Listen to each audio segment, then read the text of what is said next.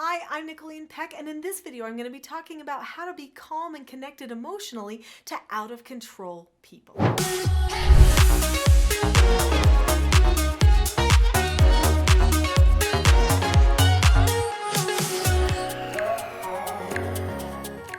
In this video, I'm going to be talking about what happens to us emotionally when people go out of control and how we can try to maintain an emotional connection with people if they are struggling to maintain control of themselves or behaviorally they are having a hard time.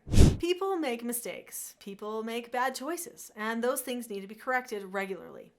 And most people can handle a little correction here and there, but there are some people that when they encounter a time where they find out they did something wrong or they need to be corrected, they just don't want to take it and they choose to go completely out of control. Now, when a person goes completely out of control in the teaching self-government system, so I teach self-government, which is parenting training, and we talk about different skills that we need to teach our children and ourselves for success so that we can all be self-governing. In that system, I talk about different skills that parents can use to help their children in these intensive situations. But the one thing I don't often get a chance to talk about, except for in some of my more intricate trainings, is how to stay connected with a person during the time where you're using some of these skills. So one of the skills that we use is a skill called the rule of three when a person is completely out of control. And we do this as a pointing mechanism to point them toward calmness. If you are not calm, you cannot be self-governing.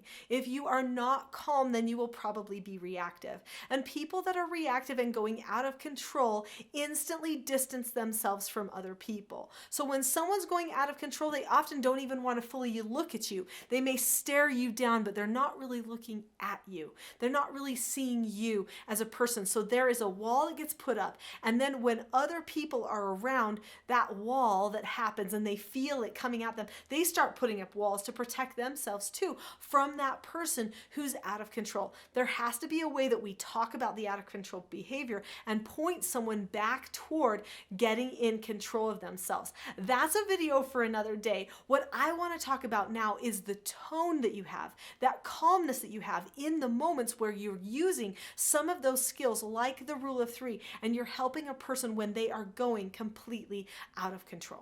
When someone is going out of control, it's super important to recognize that they're actually suffering from disconnection, okay? So something happened that they didn't like. They chose to process it in the way that was difficult for them and maybe started leading them to mid and back brain, which is the emotional parts of the brain. Then they start disconnecting from you because they see you as a person who's attacking them, not understanding them, or something like that. At that point, the person starts suffering from detachment. So now they're being traumatized because they are choosing to detach from you.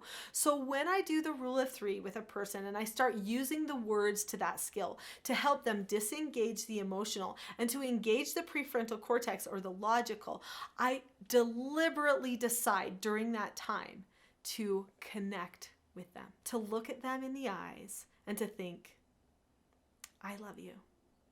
It's okay. Be calm. I think those things as I'm saying the words to the rule of three skill.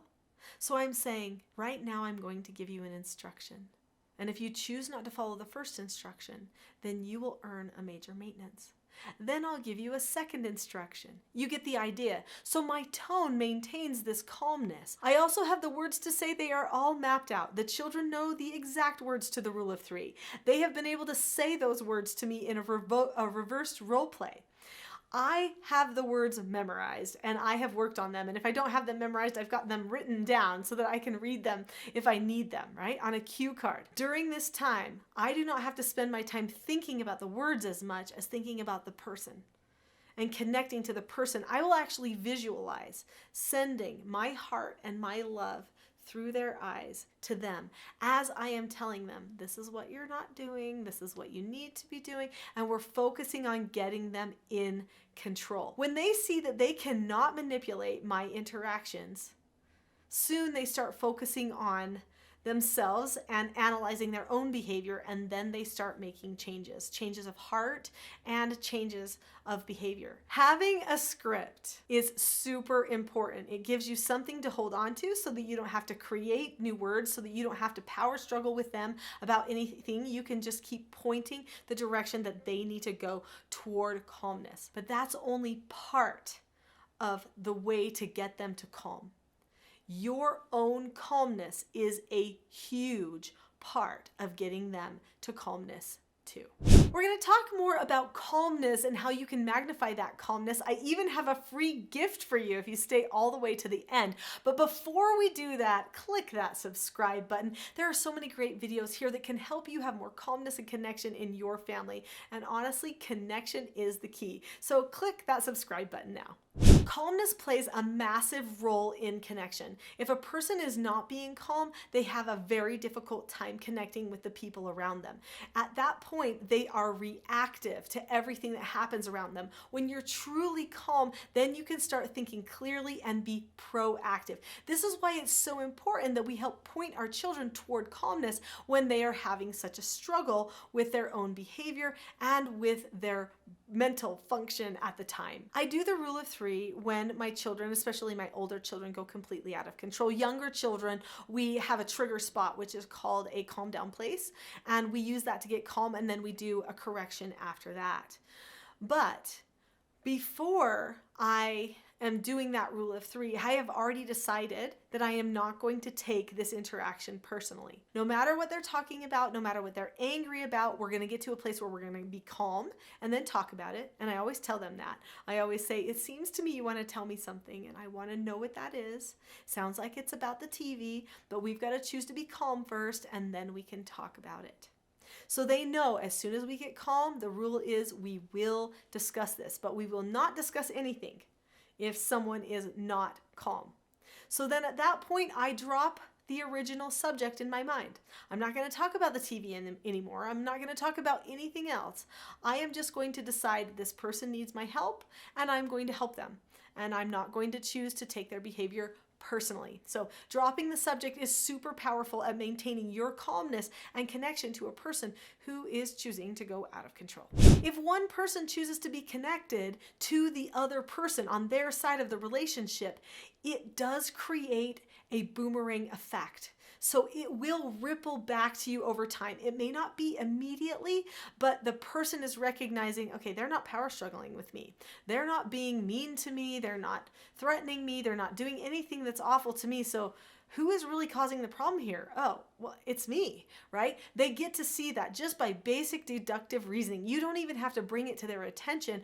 Ultimately, they usually get to it unless they're the type of person that has a hard time hooking pieces together rationally and logically in their mind. So let's say your child stays out of control. Let's say you go all the way through the rule of 3 and they are choosing to stay out of control. Now, there is a process that we go through. Every 15 minutes, we go through a cycle where we point them back toward calmness, but at the same time, we let them have the freedom to choose if they're going to be calm or not. But during that time, if a person is out of control in our house, they do not have any privileges during that time. And so they are choosing not to have any privileges if they stay out of control. And be sure to get a lot more information on out of control behaviors and the rule of 3, because I could talk for literally days about that, just helping you troubleshoot some of those things that we're barely scratching the surface here. But let's say I'm in this process where every 15 minutes we're revisiting the calmness discussion with the child to help them choose to be calm. And I'm maintaining my calmness at the same time. It is important that I observe certain boundaries. If a person is completely out of control, I'm not going to want to go touch them that much unless that person is actually going to be violent or aggressive to somebody else or to me. Then I might have to do something called a soft hold. A soft hold is how I help keep everybody safe if it's necessary. And I hope most people don't have to get to that. But with foster children who often would go completely out of control, that was something that I had to utilize regularly. So we keep good boundaries. One way to keep boundaries is to have a place determined ahead of time for where a person can go to get calm. That way they're not ruining things for other people in the family, and they're not seeking that type of attention that will prolong their out of control behavior. reminder. So when it's not the time that someone's out of control, pick a place that is their calming spot. And when they go completely through the rule of three, they've chosen to stay out of control, then you can say, hey, you need to go over to your calm place and then I'll come and talk to you in a minute. So give them a little bit of time to just get calm. You might be surprised that even though they're completely out of instructional control, which means they don't want to follow any instruction you give them, when you say go to your calm place, they often just do. People actually end up following instructions when they're completely out of control, especially if they feel like that they've already had their anger out or they have tried to prove their point. Anyway, keep that in mind. It's super helpful. Set boundaries to keep yourself safe and other people safe, and let the child know what types of boundaries you will set during an out of control episode so that they are prepared for it and they don't feel like you're trying to power struggle. Because if they think you're trying to power struggle with them, then they might turn up the heat and start increasing the power struggle on their end. And the whole point is to get them to a place of calmness. So connecting with them, looking with them, loving them, even in this process that is probably kind of annoying, but not focusing on the annoying and dropping the subject about the burden that it might be and not taking it personally. These are all huge things that help. Having the words to say, having everyone understand the skills that they need to succeed. These are going to be things that help you in those most difficult moments of parenting. Now, I promised a gift and I'm going to give a gift. I have a Calm Parenting Toolkit. It has 10 lessons in it, and I want to give it to you for free. In the description below this video, there is a link that says teachselfgov.com/toolkit. Click that link and get the Calm Parenting Toolkit for free right now. Click on that link and you will be able to learn strategies and skills for maintaining your calmness and improving your self-government. This is a first step to learning self-government, but it's a vital one. So click on the link now. I'll see you there.